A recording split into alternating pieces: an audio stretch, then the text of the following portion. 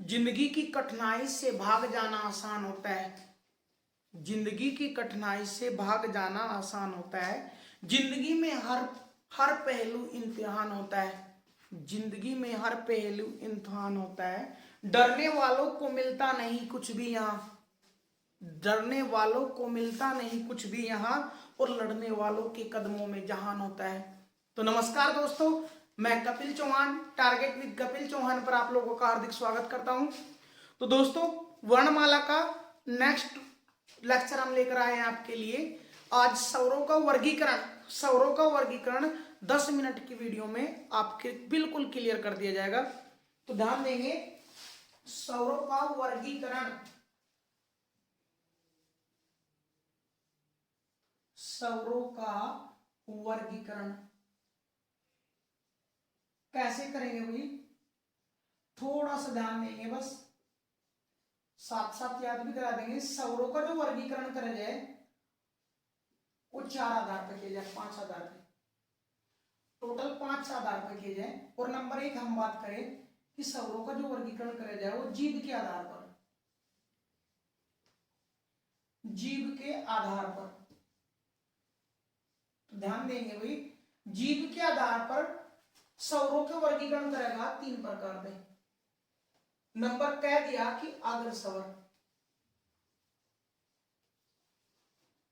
और नंबर कह दिया पश्च स्वर, मध्य स्वर, सॉरी मध्य स्वर, और ग दिया पश्च स्वर। ये नाम कैसे आए भाई? स्वरों का वर्गीकरण कर रहे हैं हम जीभ के आधार पर, अर्थात किस स्वर्ण बोलन में जीभ का कौन सा भाग काम करता है उसके आधार पर इनके नाम दिए। अर्थात वो कहे जिन स्वरों के उच्चारण में जीभ का अग्र भाग यानी अगला भाग काम करता है वे अग्र स्वर के अंतर्गत रखे, और उनका जो निर्माण है वे जो स्वर है वे छोटी ई, बड़ी ई, ए, आई। तो अगर वे स्वर हैं जिनमें ई या तो खुद है या ई तय में बने, तो ए और आई का जो निर्माण होया वो ए के साथ ई के मिलने तो होया। अर्थात बोल सके हम अगर स्वर में कौन होंगे, छोटी ई, बड़ी ई, और इनसे निर्माण होने वाले संयुक्त स्वर ए आई। मध्य स्वर में केवल ए होगा भी। मध्य स्वर में कौन होगा? ए। हम उच्चारण के आधार पर 10 स्वरों का प्रयोग करें। 10 मतलब 4 ये और 1 यू, टोटल कितने स्वर हो गए? 5 बचे। 5 स्वर में घेर देंगे भाई, जैसे आ, छोटा ऊ, बड़ा ऊ, ओ, औ। यू था भाई जीभ के आधार पर। नंबर 2, मुख द्वार खुलने के आधार पर।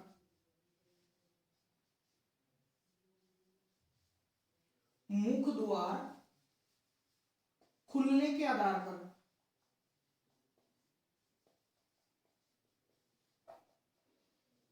मुख द्वार खुलने के आधार पर स्वरों में बंटेगा 4 भागों में, यानी किसमें कितना मुख खुलेगा। तो उसमें दिया नंबर का है विवर्त स्वर, नंबर ख अर्धविवर्त स्वर, अर्धविवर्त स्वर, ग संवर्त स्वर, और घ अर्ध संवर्त स्वर।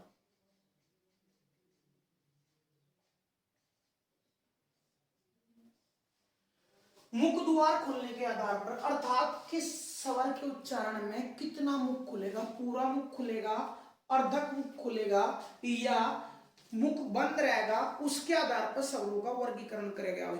और उसके आधार पर स्वरों को जो बांटेगा 4 भागों में बांटेगा। विवर्त का मतलब पूरा मुख खुलना, अर्थात जिन स्वरों के उच्चारण में मुख द्वार पूरा खुलता है वे विवर्त स्वर के अंतर्गत आवे। और ऐसा स्वर है आ, तो आ जब बोलेंगे हम तो आ के खुलने में, बोलने में मुख द्वार पूरा खुलता है। अर्धविवर्त जिन स्वरों के उच्चारण में मुख द्वार आधा खुलता है वे अर्धविवर्त स्वर के अंतर्गत आते हैं। अर्धविवर्त स्वर के अंतर्गत कौन कौन से आएंगे भाई? ए, आई, औ, ये अर्धविवर्त स्वर के अंतर्गत आएंगे। सनवर्त स्वर नु कहे जिनमें मुख द्वार लगभग बंद रहता है। तो मुख द्वार लगभग जो बंद रहता है वह छोटी ई, बड़ी ई, छोटा ऊ और बड़ा ऊ, ये है भाई। नुका सनवर्त का मतलब है जिनमें मुख द्वार लगभग बंद रहता है, जिन स्वरों के उच्चारण में मुख द्वार लगभग बंद रहता है, वे सनवर्त स्वर कहलाते में है। छोटी ई, बड़ी, छोटा ऊ, बड़ा ऊ। अर्ध सनवर्त तो ध्यान देंगे जो बचे हुए हैं वे अर्ध सनवर्त के अंतर्गत चले जाएंगे भाई। बचा क्या है? ए और ओ, क्योंकि उच्चारण के आधार पर केवल हम 10 का ही प्रयोग करें। नेक्स्ट भाई क्वेश्चन के नंबर 3, ओठों की स्थिति के आधार पर, ओठों की स्थिति के आधार पर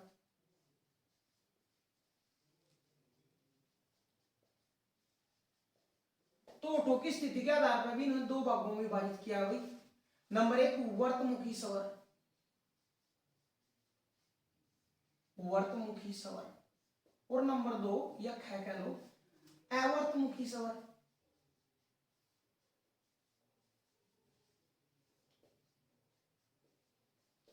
वर्तमुखी और अवर्तमुखी कैसे भाई?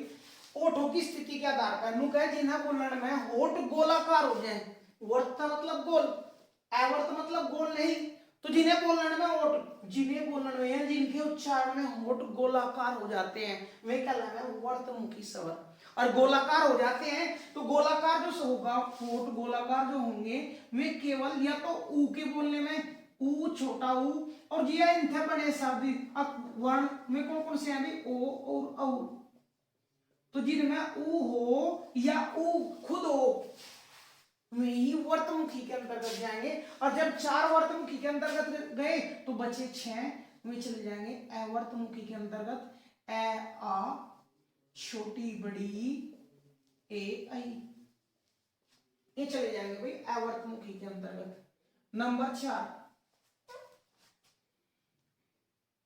मुख से, मुख व नाक से, मुख व नाक से हवा निकलने के आधार पर,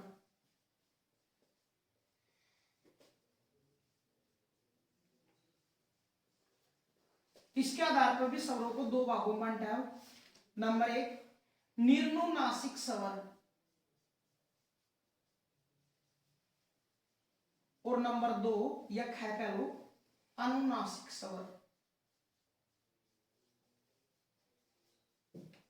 तो ध्यान देंगे भाई निर्नुनासिक और अनुनासिक में अंतर क्या है? वे स्वर जिनके उच्चारण में हवा केवल मुख से निकलती है, वे स्वर जिनके उच्चारण में हवा केवल मुख से निकलती है वे निर्नुनासिक या उन्हें बोलते हैं मौखिक स्वर, या उन्हें बोलते हैं मौखिक स्वर।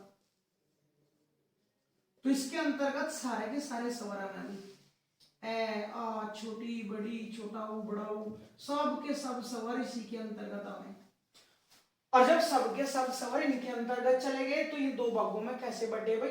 इसका मतलब है अनुनासिक स्वर, मूलतः कोई भी स्वर अनुनासिक होता ही नहीं भाई। अनुनासिक का मतलब है जिनके उच्चारण में हवा मुख के साथ साथ नाक से भी निकले, और मुख के साथ साथ हवा नाक से तभी निकलेगी जब कोई भी वर्ण न की या मैं की आवाज देता हो। जब कोई भी वर्ण न की या मैं की आवाज देता हो तब मुख के साथ साथ हवा नाक से भी निकले। और अनुनासिक की परिभाषा यही क्या है? जिन स्वरों के उच्चारण में हवा मुख के साथ साथ नाक से भी निकलेगी वे अनुनासिक के अंतर्गत जाएंगे। जबकि सारे स्वर यहाँ बचा दिए तो यहाँ इसका मतलब मूलतः कोई भी स्वर अनुनासिक नहीं है, बल्कि उसे बनाया जा सकता है। कैसे? किसी भी स्वर पर अंक की बिंदी और चांद बिंदु का प्रयोग करके हम उन्हें अनुनासिक बना सकते हैं। तो अनुनासिक स्वर के जब भी पूछा जाएगा तो ए पे चांद बिंदु, आ पे चांद बिंदु, ई पे चांद बिंदु या बड़ी पे अंक की बिंदी, इस तरीके का प्रयोग करके हम इन्हें अनुनासिक बना सकते हैं। युद्धावे नंबर 4 मुख के आधार, मुख से हवा निकलने के आधार पर, मुख या नाक से निकलने के आधार पर। और एक नंबर 5 और लास्ट का मोस्ट इंपोर्टेंट है भाई उच्चारण या भाषा, भाषा कह लो या मात्रा के आधार पर स्वरों का वर्गीकरण। तो नेक्स्ट है भाई और जो मोस्ट इंपोर्टेंट भी है, सबसे ज्यादा इंपोर्टेंट है वो।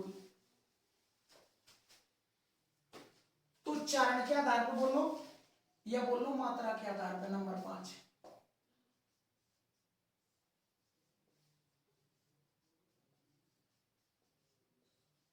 उच्चारण के आधार पर जो स्वरों का वर्गीकरण करेगा वो करेगा दो भागों में। नंबर क्या है, लघु या ह्रस्व या मूल स्वर।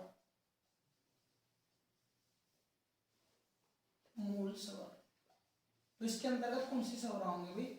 नु क्या, जिन स्वरों के उच्चारण में, जिन स्वरों के उच्चारण में बहुत ही कम समय लगता है या जिन स्वरों की केवल एक मात्रा गिनी जाती है, वे मूल स्वर या हर्ष स्वर या लघु स्वर के अंतर्गत आते हैं। और वे 4 हैं भी, ए, छोटी ई, छोटा ऊ और री। इन्हें मूल स्वर बोल सके, हर्ष स्वर बोल सके, लघु स्वर बोल सके, या जिनकी मात्रा केवल एक गिनी जाए वे बोले जाए। अब नंबर 6, दीर्घ स्वर या गुरु स्वर या संधि स्वर, ये बोले जाए भाई दीर्घ, मूल या संधि स्वर। संधि स्वर दीर्घ, दीर्घ बोलने का कारण क्या है? इनके बड़े भाई हैं सारे भाई, इनसे मिलकर बड़े बड़े और इनके ही बड़े भाई हैं, दीर्घ हो गए। गुरु का मतलब जब हम दोहा छंद में जाएंगे तो हमें मात्राओं की जरूरत पड़ेगी, तो जिनकी एक मात्रा गिनी जाए वो बोले जाए लघु, और जिनकी 2 मात्रा गिनी जाए वो बोले जाए गुरु। तो 2 मात्रा गिनने का कारण क्या है? जिन स्वरों के उच्चारण में लघु स्वर तक 2 गुना समय लगाए वे कहलावे दीर्घ या गुरु स्वर, और जब समय 2 गुना लगाए तो इनकी मात्रा भी 2 जोड़ी जाए, और जिनकी मात्रा 2 जोड़ी जाए वे गुरु स्वर कहलावे। संधि स्वर का अर्थ क्यों है? संधि का अर्थ हो मेल, और मेल का मतलब है 2 वर्णों का मेल। मेल तो समास में भी होगा लेकिन वहां 2 शब्दों का, तो संधि स्वर जहां 2 वर्णों के मेल से नए वर्ण का निर्माण होता हो वहां संधि कहलाता है। तो जो जितने भी स्वर हैं बाकी बचे हुए आ, बड़ा ऊ और बड़ी ई, कोमा, ए, आई, ओ, औ, ये सारे के सारे संधि स्वर के अंतर्गत ही आवेंगे, या गुरु स्वर के अंतर्गत आवे या दीर्घ स्वर के अंतर्गत आवे। लेकिन अगर पूछे जाए मूल दीर्घ स्वर कौन से हैं? मूल दीर्घ स्वर, तो जो मूल दीर्घ स्वर है वे केवल 3 है। वे 3 कौन कौन से हैं? आ, बड़ा ऊ और बड़ी ई, ये तीनों के तीनों मूल दीर्घ स्वर है। और मूल दीर्घ स्वर के साथ साथ ये तीनों के तीनों सजातीय संधि स्वर भी हैं, क्योंकि संधि स्वर थे और संधि में भी 2 भागों में बांट दिए। एक तो दे दिया सजातीय नाम, तो सजातीय संधि स्वर जो ध्यान दिएगा वो दिया इन तीनों से। सजातीय क्यों कहा? क्यों कहा भाई आ का जो निर्माण हो रहा है वो ए के साथ ए का निर्माण मिलता होया, ऊ का जो निर्माण हो रहा है वो ऊ के साथ ऊ तो होया, और ई का जो निर्माण हो रहा है वो ई के साथ ई, और संधि का मतलब मेल, और इनके मेल तो बने और सेम कैटेगरी के मिले इसलिए सजातीय बोला। बाकी का नाम दिया गया विजातीय संधि स्वर। विजातीय संधि स्वर, विजातीय संधि स्वर में कौन कौन से हैं भाई? ए, आई, ओ, औ, ये चारों विजातीय संधि स्वर है। संधि के अंतर्गत तो हमें विजातीय भी हैं। विजातीय क्यों है? क्योंकि ये अलग अलग जाति के स्वरों के मेल तब बना है, तो एक का जो निर्माण हुआ वो ए के साथ छोटी या बड़ी के मेल तो हुआ। आई का जो निर्माण हुआ वो ए के साथ ए या आई के निर्माण तो हुआ वो मेल थे। ओ का जो निर्माण हुआ वो ए के साथ छोटा ऊ या बड़ा ऊ के मेल तो हुआ, और का जो निर्माण हुआ वो ए के साथ ओ के मेल तो हुआ, इसलिए इनका नाम दिया गया विजातीय संधि स्वर। और ध्यान देने वाली बात है भाई विजातीय संधि स्वर को ही संयुक्त स्वर भी कहा गया।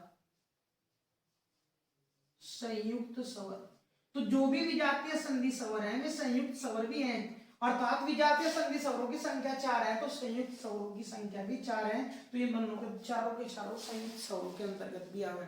संयुक्त नाम देने के पीछे उद्देश्य क्या है? संयुक्त का मतलब हो दो या दो से अधिक के मेलते हैं, तो ये दो के मेलते बन रहे और दोनों ही बन तो ये भी दो के मेलते रहे, लेकिन एक ही है, सेम ही कैटेगरी के थे, इसलिए संधि तो है, संयुक्त नहीं बोल सकते, तो ये संयुक्त स्वर के अंतर्गत भी जाए। ठीक है दोस्तों, नमस्कार, आज के लिए इतना ही, बाकी कल करेंगे।